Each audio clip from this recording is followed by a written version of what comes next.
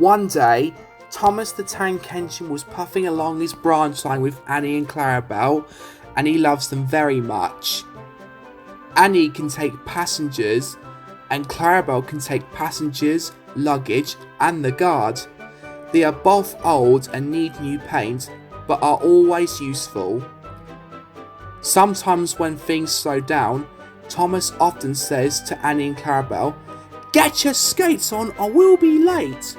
The coaches say, "We're on track, don't panic."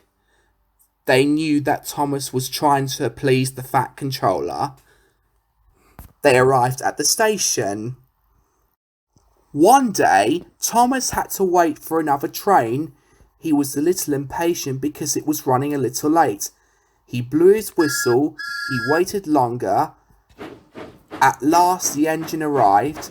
It was Hiro, and he looked sad. "What's the matter?"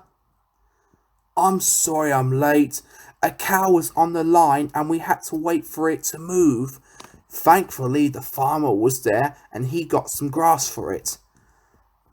"I understand. I'm Thomas, by the way."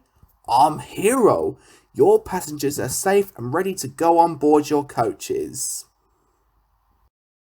The passengers got on board and the guard blew his whistle. Thomas was ready to go. The guard was about to get on when he slipped on some rubbish some teenagers left on the station floor, but Thomas started now. "Come along, come along." Annie and Clarabel didn't want to come.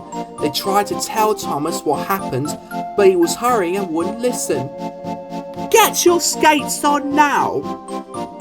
Annie and Clarabel tried to put on the brakes, but they couldn't without the guard.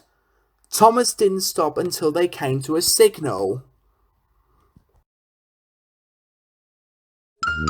"Bother!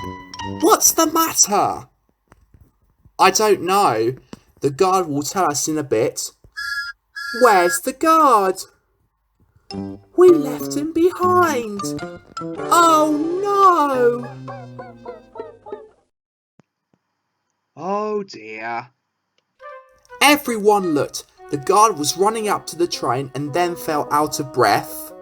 He was very hot, so he had a drink and told them all about it. "I'm very sorry about this." "It wasn't your fault, Thomas.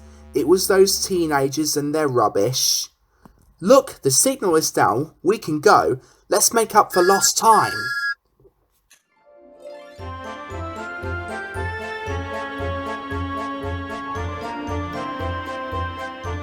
"I am so happy to have the guard back." "Go as fast as you like." They reached the end of the line quicker than ever before.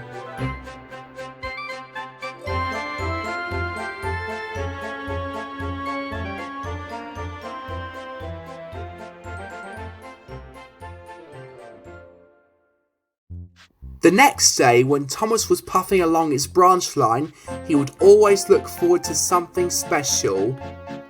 The sight of the river. Thomas loves it because there were people fishing. He often wanted to stop, but his driver said, "No. What would the Fat Controller say if we were late?" Every time Thomas saw another engine, he'd tell him, "I'd like to fish one day." They would all say that engines don't go fishing. "I don't care at all." One day, Thomas was at the station near the water tower, as usual. "Out of order? Bother! I'm thirsty." "Never mind, Thomas. Let's find some water from the river."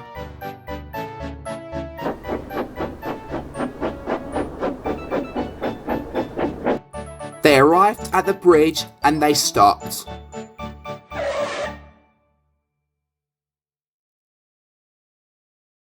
They found a bucket and filled it up. The bucket was old and had 5 holes, so they quickly fished it out, filled it up and put it into Thomas's tank several times over.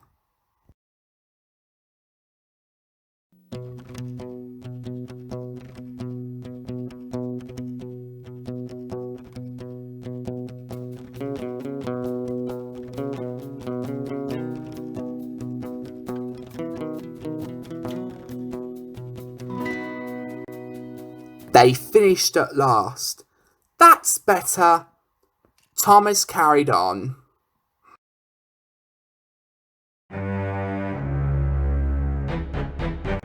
Suddenly, steam came out of the safety valve in an alarming way. There's too much steam.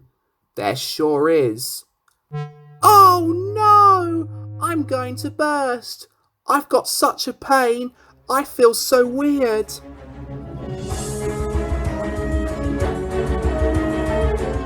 They stopped at the station, uncoupled Annie and Clarabel, and Thomas, who was still in pain, went onto a siding out of the way.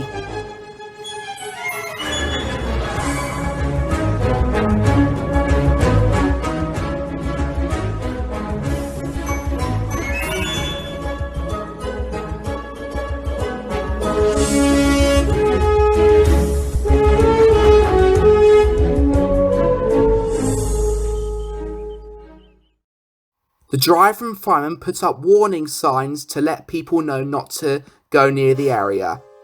Danger! Keep away! Soon the inspector and the fat controller came along. Cheer up, Thomas. We'll soon put you right.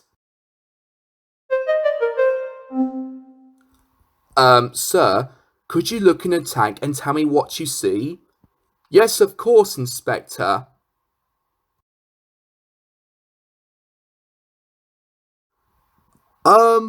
Inspector? Can you see fish or something? The driver and fireman told them how it happened. Well, Thomas, so you and your crew have been fishing, but fish don't suit you, so we must get them out.